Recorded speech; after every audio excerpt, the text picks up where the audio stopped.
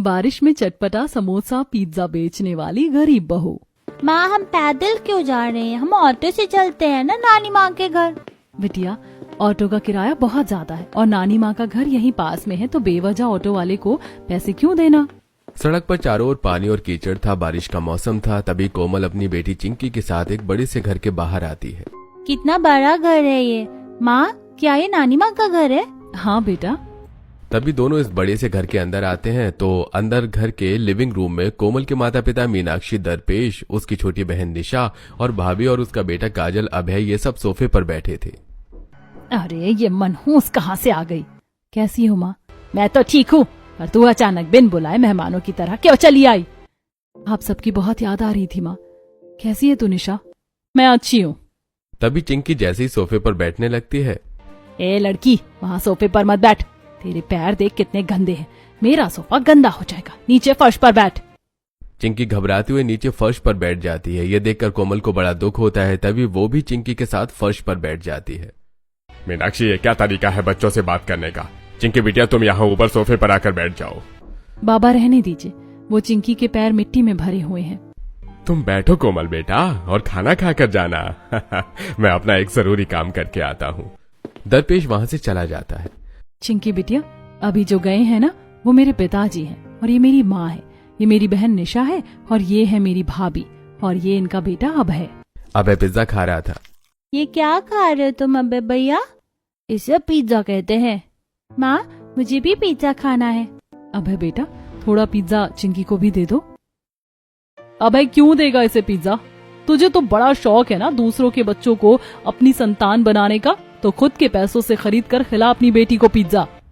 मिल ली ना हमसे, चल अब जा यहाँ से, हमें घर में और भी बहुत काम है। जी माँ। कोमल चिंकी को लेकर घर से बाहर आ जाती है। अपने मायके वालों का अपने प्रति ऐसा कठोर बर्ताव देखकर कोमल की आंखों में आंसू आ जाते हैं। मेरी बच्ची पहली बार मेरे मायके आई और किसी ने इसे पानी तक नहीं पूछा। माँ मुझे वो पिज्जा खाना है, मुझे पिज्जा खरीद कर दीजिए ना माँ। हाँ मेरी बच्ची, मैं तुझे अपने हाथों से पिज्जा बनाकर खिलाऊंगी। तभी दोनों एक छोटे से मिट्टी के बने घर में आते हैं, जहां घर में कोमल के गरीब सास ससुर सुरेश, यामिनी, नंद, कीर्ति और छोटा बेटा रोहन ये सब थे। कोमल का ससुराल 2 कमरों का छोटा सा मिट्टी का बना घर है। घर में चारपाई, मिट्टी का चूल्हा और कुछ ही सामान थे। मिलाई बहू अपने मायके वालों से? जी माँ जी। रोहन तुझे पता है नानी माँ के घर अभय भैया हैं और वो ना पिज्जा खा रहे थे। पिज्जा ये क्या होता है? मुझे नहीं पता वो क्या होता है, पर हाँ वो दिखने में बहुत अच्छा लग रहा था और माँ अभी मेरे लिए पिज्जा बनाने वाली है।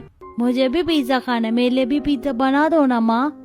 बहू ये बच्चे क्या मांग रहे हैं? क्या होता है ये पिज्जा? ससुर जी, पिज्जा एक रोटी जैसा होता है, उस पर कई सारी सब्जियां, चीज ये सब लगा हुआ होता है। वो दुकानों में मिलता है, बहुत कीमती आता है।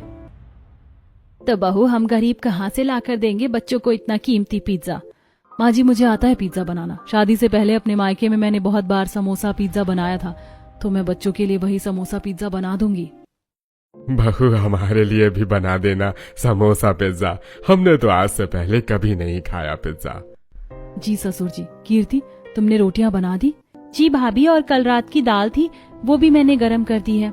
ठीक है, हम सब खाना खा लेते हैं। अब दीपक जी तो शाम को ही आएंगे कारखाने से। कोमल और उसके ससुराल वालों की आर्थिक स्थिति बेहद खराब थी। तभी सब घर में बैठकर कल रात की बासी दाल और रोटी खाने लगते हैं। गरीबी के चलते इन्हें कभी अच्छा खाना भी नसीब नहीं हो पाता था। तभी बाहर बारिश शुरू हो जाती है और छत से पानी टपक कर खाने में गिरने लगता है। माँ हमारी दाल में तो पानी गिर रहा है। ये बारिश भी ना हम गरीबों को चैन से जीने नहीं देती। तभी सब कोमल के कमरे में आकर वहां बैठकर खाना खाने लगते हैं। शाम का समय, थका हारा कोमल का पति दीपक अपने काम से घर आता है। दीपक एक कारखाने में काम करता है जिसकी आमदनी केवल 100 रुपए रोज की थी। बाबा आप तुरंत जाकर पिज्जा बनाने का सामान लेकर आइए, माँ हमारे लिए पिज्जा बना रही हैं। पिज्जा? ये क्या होता है? दीपक और उसके परिवार वालों ने कभी पिज्जा नहीं देखा था। आप मुझे कुछ पैसे दे दीजिए, मैं कल इनके लिए पिज्जा बनाने का सामान लेकर आऊंगी। मेरे पास तो 100 रुपए ही है। अगर तुम इन पैसों से सामान लेकर आओगी तो कल के लिए घर में राशन कहाँ से लाओगी? कोई बात नहीं बेटा, हम एक दिन भूखे रह जाएंगे। अब बच्चों का पिज्जा खाने का इतना मन है तो बहू को बनाने दे पिज्जा। दीपक की रोज की कमाई से घर में राशन आता था। उसकी कम कमाई से बिजली का बिल, मकान का किराया, सुरेश की दवाई, ये सब खर्च बड़ी मुश्किल से निकल पाते थे।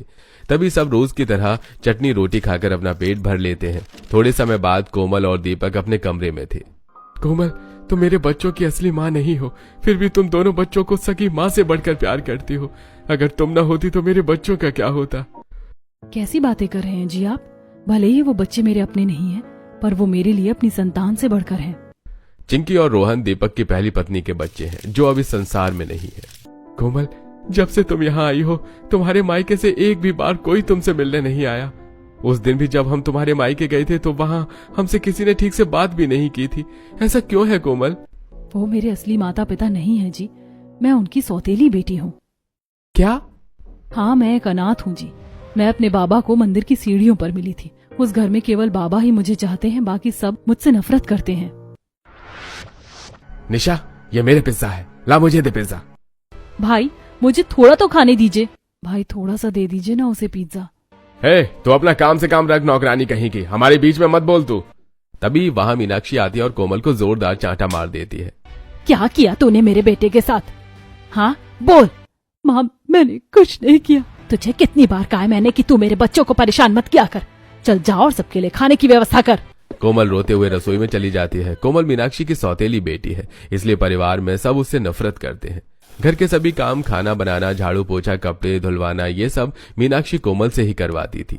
मैं तो कोई गलती करती भी नहीं हूँ, फिर भी माँ मुझे ही क्यों मारती है? कोमल का पिता दूसरे शहर में नौकरी करता है, जो महीने में एक बार घर आता है। अब इसी तरह दिन प्रतिदिन बीतने लगे। एक दिन कोमल रसोई में थी। मेरा भी पिज्जा खाने का कितना मन कर रहा है। माँ तो कभी मुझे पिज्जा खाने के लिए पैसे देती ही नहीं, और निशा भाई को वो रोज पिज्जा खाने के लिए पैसे देती है। अगले दिन कोमल मार्केट में सब्जियां लेने आती है। तभी उसे एक ठेले पर कई सारे समोसे दिखाई देते हैं। अरे वाह, समोसे! तभी कोमल उस ठेले वाले के पास आती है और उससे एक समोसा खरीदकर घर लेकर आती है। तो वहीं सामने सोफे पर बैठे तरुण और निशा पिज्जा खा रहे होते हैं। निशा, समोसा खाएगी? ए, हटा इसे, मैं समोसा नहीं खाती, तू ही खा इसे। कोमल समोसा लेकर रसोई में आती है। तभी वो समोसे को देखती है। अगर मैं समोसा पिज्जा बनाऊं तो पिज्जा बनाने में क्या क्या लगता है ये तो मुझे पता ही है। चलो मैं कोशिश करती हूँ, इस बहाने मुझे भी समोसा पिज्जा खाने को मिल जाएगा। तभी कोमल घर में रखी शिमला मिर्ची काटती है और उसमें प्याज, टमाटर, पिज्जा सॉस, चीज, कटे हुए आलू, इन सबको एक बर्तन में मिलाकर उनका अच्छे से मिश्रण तैयार कर लेती है। इसमें थोड़ी हरी सब्जी भी डाल देती हूँ। तभी कोमल उस मिश्रण में थोड़ी सब्जी भी डालती है और आटा गूंथकर पराठा बेलती है और उस पराठे को बीच में से काटकर उसके 2 हिस्से करके उस पर अपना बनाया हुआ थोड़ा मिश्रण रखती है और उस आटे को फोल्ड करके उसे समोसे की तरह आकार दे देती है। अब इसी तरह कोमल कई सारे समोसे पिज्जा बनाकर उन्हें अच्छे से फ्राई करके बाहर लेकर आती है। निशा, देखो मैंने तुम सबके लिए क्या बनाया है, समोसा पिज्जा। तू ही खा, तेरे ये समोसा पिज्जा। निशा, एक बार खाकर तो देख, मैंने बहुत अच्छे से बनाए हैं। ये समोसा पिज्जा तुम्हें बहुत पसंद आएंगे। हम ऐसे गरीबों की तरह पिज्जा नहीं खाते। हमें कीमती शॉप का बना हुआ अच्छा वाला पिज्जा खाने की आदत है, इसलिए उठा अपने समोसा पिज्जा को और यहाँ से निकल। तभी तरुण सारे पिज्जा समोसे फेंक देता है। मैं सबके लिए इतना सोचती थी, पर कोई मुझे प्यार ही नहीं करता था। इंसान के पास जब पैसा आ जाता है ना, तो वो ऐसे ही घमंडी हो जाता है कोमल। अगले दिन कोमल मार्केट में आकर सस्ता वाला केचप, शिमला मिर्च, थोड़ी सब्जियां, ये सब खरीद कर घर ले आती है। समोसा पिज्जा बनाने के लिए चीज चाहिए। अब चीज कहाँ से लाऊं? मेरे पास तो पैसे ही नहीं बचे। तभी कोमल को एक पतीले में थोड़ा दूध दिखाई देता है। अरे, घर में दूध तो है, चलो इसी से चीज बना लेती हूँ। तभी कोमल दूध को फाड़कर उसका चीज बना लेती है और अपने तरीके से समोसे पिज्जा बनाने में लग जाती है। शाम का समय। माँ, कब बनेगा समोसे पिज्जा? बिटिया, बस थोड़ी देर रुक जा। तभी दीपक भी घर आ जाता है। थोड़े समय बाद कोमल अपने हुनर से कई सारे समोसा पिज्जा बनाकर बाहर लेकर आती है और सबको अपने बनाए समोसे पिज्जा खाने के लिए देती है। अब सब जैसे ही उन समोसे पिज्जा को खाने लगते हैं। अरे वाह, ये समोसा पिज्जा तो बहुत ही स्वादिष्ट है कोमल। सच में बहू, ये पिज्जा तो बड़े ही स्वादिष्ट है। सब समोसा पिज्जा की बड़ी तारीफ करने लगते हैं। माँ, अब आप हमारे लिए रोज समोसा पिज्जा बनाना। बेटा, मैं रोज नहीं बना पाऊंगी समोसा पिज्जा। इन्हें बनाने में बहुत सारे पैसे लगते हैं और तुम्हारे बाबा की कमाई कितनी कम है, तो मैं महीने में 1-2 बार बना दिया करूंगी तुम्हारे लिए समोसा पिज्जा। अब इसी तरह दिन प्रतिदिन बीतने लगे। एक दिन दीपक जिस कारखाने में काम करता है, किसी कारण वो कारखाना बंद हो जाता है और दीपक का काम चला जाता है। 2 दिन बाद दीपक घर के आंगन में उदास बैठा था। क्या सोच रहे हो जी आप? अब कैसे हो पाएगा हमारे परिवार का गुजारा? मुझे यहाँ दूसरा कोई काम भी नहीं मिल रहा है। भगवान जी पर भरोसा रखिए जी, वो सब ठीक कर देंगे। अगले दिन घर में राशन और पैसे न होने की वजह से सब भूखे ही बैठे थे। तभी दीपक के घर उसका बचपन का दोस्त वरुण अपनी पत्नी कविता के साथ आता है। वरुण काफी अमीर है जो पास के शहर में रहता है। बहुत खुशी हुई वरुण कि तू मुझसे मिलने आया। तू तो अपने बचपन के दोस्त को ही भूल गया भाई। नहीं यार, ऐसी बात नहीं है। काम में ऐसा उलझा हुआ कि मैं कहीं जाने का समय ही नहीं निकाल पाया। माँ, अब तो मुझे कुछ खाने के लिए दे दीजिए। 2 दिन से भूख के मारे पेट में दर्द हो रहा है। 2 दिन से मतलब दीपक, तुम्हारी बेटी 2 दिन से भूखी है? तभी दीपक वरुण को अपनी सारी परेशानियों के बारे में बताता है। क्या तुम लोग इतनी परेशानी में अपना जीवन बिता रहे हो? तभी वरुण दीपक को 20,000 रुपए देता है। नहीं वरुण, मैं तुमसे ये पैसे नहीं ले सकता। रख लीजिए भाई साहब। अच्छा हम चलते हैं, आप सब अपना ख्याल रखिएगा। दोनों वहां से चले जाते हैं। इतने पैसे देखकर दीपक और उसके परिवार वाले काफी खुश हो जाते हैं। बड़ा नेक बच्चा है वरुण। जहाँ अपने साथ नहीं देते वहाँ एक दोस्त ने साथ दिया तेरा। जी हम इन पैसों से कोई कारोबार करते हैं ना। इतने कम पैसों में क्या कारोबार होगा बहू? कारोबार करने के लिए तो बहुत पैसे चाहिए होते हैं। हाँ कोमल, इतने कम पैसों में कारोबार नहीं होगा।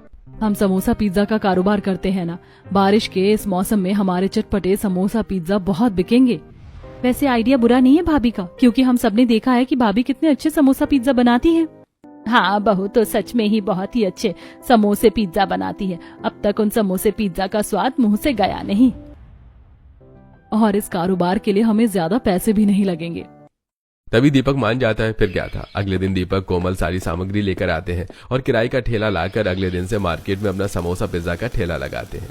दीपक जी, मैं और कीर्ति समोसे पिज्जा बनाते हैं, आप ग्राहकों को बुलाइए। दोनों नंद भाभी समोसे पिज्जा बनाने में लग जाती है। आइए मजेदार चटपटे समोसा पिज्जा खाइए। आइए केवल 30 रुपए प्लेट है समोसा पिज्जा। तभी राह चलते कुछ लोग ये बात सुनते हैं। समोसे पिज्जा, चल दिशा हम समोसे पिज्जा खाते, देखे तो सही कैसा स्वाद है समोसे पिज्जे का। तभी कुछ ग्राहक कोमल के पास आते हैं और कोमल उन्हें गर्मा गर्म समोसे पिज्जा खिलाती है और सभी ग्राहक समोसा पिज्जा खाते हैं। सभी को समोसा पिज्जा बहुत पसंद आता है। अरे वाह, ये समोसे पिज्जा तो बड़े स्वादिष्ट हैं यार। रिया, हम घर के लिए भी ये समोसा पिज्जा लेकर चलें? हमारे लिए 200 रुपए के पिज्जा समोसे पैक कर दीजिए और हाँ चटनी भी साथ में देना। जी मेम साहब। तभी वहाँ और ग्राहक आते हैं और वो सब समोसा पिज्जा खाने लगते हैं। भगवान जी, बस इसी तरह कोमल के पास ग्राहक आते जाए। थोड़े समय बाद अचानक बारिश शुरू हो जाती है। अब ठेला ऊपर से खुला होने पर सारे सामान पर पानी गिरने लगता है।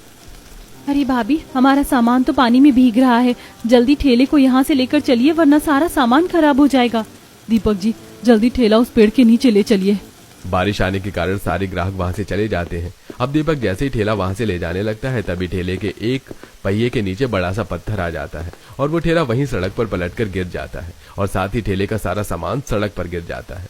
अरे ये क्या हो गया? अरे हमारा सामान। तभी दीपक ठेला उठाता है पर पूरा सामान सड़क से उठाने लगता है। अब पानी से कई सारा सामान खराब हो चुका था और चूल्हा भी टूट चुका था। अरे ये क्या कर दिया मैंने? अरे मैंने इतना सारा नुकसान कर दिया अपना। अरे भाभी, हमारा सारा सामान तो खराब हो गया। कोई बात नहीं, ये जल्दबाजी में हुआ है, चलिए हम घर चलते हैं। तभी तीनों निराश होकर घर आते हैं तो उनका कई सारा नुकसान हो चुका था। कमाई तो हुई पर साथ में इतना सारा नुकसान भी हो गया हमारा। मुझे माफ कर दो कोमल, ये सब मेरी वजह से हुआ है। जी आप खुद को दोष क्यों दे रहे हो? आप भी तो सामान ही बचाने की कोशिश कर रहे थे ना। कोई नहीं, घर में और सामान रखा है, हम कल उससे समोसा पिज्जा बना लेंगे।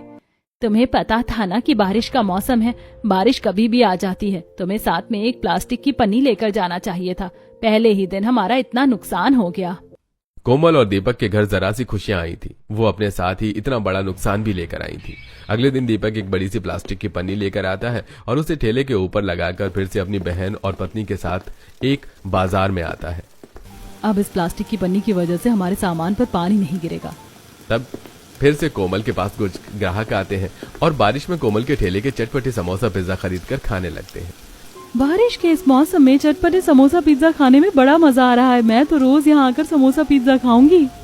सारे ग्राहक समोसा पिज्जा की बड़ी तारीफ करने लगते हैं। अब इसी तरह दिन प्रतिदिन बीतने लगे। कोमल कीर्ति के पास रोज रोज कई सारे ग्राहक आने लगे और उनकी अच्छी खासी कमाई होने लगी। एक शाम कोमल के पास कई सारे ग्राहक खड़े थे। तभी वहां दो गरीब बच्चे आते हैं जो बारिश में भीगते हुए लोगों को समोसा पिज्जा खाते देख रहे थे। दोनों बच्चों ने फटे पुराने मैले कपड़े पहन रखे थे। ए बच्चे, देख क्या रहे हो? हाँ, मेरे समोसा पिज्जा पर अपनी गंदी नजर डाल रहे हो क्या? चलो निकलो यहाँ से, पता नहीं कहाँ से आ जाते हैं भिखारी कहीं के। दोनों बच्चे वहां से जाने लगते हैं। तभी कोमल उन बच्चों को अपने पास बुलाती है। तुम्हें समोसा पिज्जा खाना है? हाँ, पर हमारे पास पैसे नहीं हैं। तभी कोमल दोनों बच्चों को समोसा पिज्जा खाने के लिए देती है। तभी वो गरीब मासूम बच्चे समोसा पिज्जा खाने लगते हैं। ये देखकर कोमल की आंखों में आंसू आ जाते हैं। बच्चों, आराम से खाओ और जब भी तुम्हारा मन करे तुम यहाँ आ जाना। मैं तुम्हें मुफ्त में कई सारे समोसा पिज्जा खिलाऊंगी। थोड़े समय बाद दोनों बच्चे वहां से चले जाते हैं। तुम पागल हो क्या कोमल? उन बच्चों को मुफ्त में समोसा पिज्जा देने की क्या जरूरत थी तुम्हें? यहाँ हम इतनी मेहनत से समोसा पिज्जा का कारोबार कर रहे हैं और तुम लोगों को मुफ्त में समोसा पिज्जा दे रही हो। जी, वो बच्चे कितने भूखे थे, उनका दर्द नहीं देखा गया मुझसे। और वैसे भी इंसान को हर दूसरे इंसान के काम आना चाहिए। एक समय था जब हमारे भी बच्चे ऐसे ही भूख के मारे तड़प रहे थे। अगर उस दिन आपके दोस्त हमारी सहायता नहीं करते तो आज हमारे बच्चे भरपेट खाना नहीं खा पाते। ये सुनकर दीपक दुखी हो जाता है। किसी मजबूर की सहायता करना ये हर किसी के नसीब में नहीं होता जी। तभी एक धनी आदमी धनराज कोमल के पास आता है। सुनो, मैंने सुना है तुम बहुत अच्छा समोसा पिज्जा बनाती हो। जी साहब। मैं एक अनाथ आश्रम चलाता हूँ जहाँ 1000 से ज्यादा बच्चे हैं। ये मेरे आश्रम का पता है। तुम रोज सवेरे यहाँ 1000 समोसा पिज्जा भेजते रहना। मैं पैसे तुम्हें हाथ के हाथ दिया करूंगा। ये सुनकर कीर्ति, कोमल और दीपक तीनों बहुत खुश होते हैं। जी जी साहब, बिल्कुल। वैसे तो मैं 30 रुपए प्लेट समोसा पिज्जा बेचती हूँ, पर मैं आपको 10 रुपए प्लेट समोसा पिज्जा दूंगी। आप इतना नेक काम जो कर रहे हैं। बड़ी नेक सोच है तुम्हारी बहन। धनराज 1000 समोसा पिज्जा के पैसे एडवांस में देकर वहां से चला जाता है। देखा आपने, इसे कहते हैं नेकी का फल। हमने एक हाथ से नेकी की और दूसरे हाथ में हमें इतना बड़ा फल मिल गया। सही कहा तुमने कोमल। उसके बाद कोमल, कीर्ति मिलकर ये ऑर्डर रोज रोज पूरा करने लगे और दीपक रोज आश्रम जाकर समोसा पिज्जा देने लगा। और तीनों इसी तरह रोज रोज अच्छी कमाई करके कुछ ही महीनों में एक किराए की बड़ी दुकान ले लेते हैं और अपनी कमाई से एक बड़ा घर बनाकर खुशी खुशी अपना आगे का जीवन बिताने लगते हैं।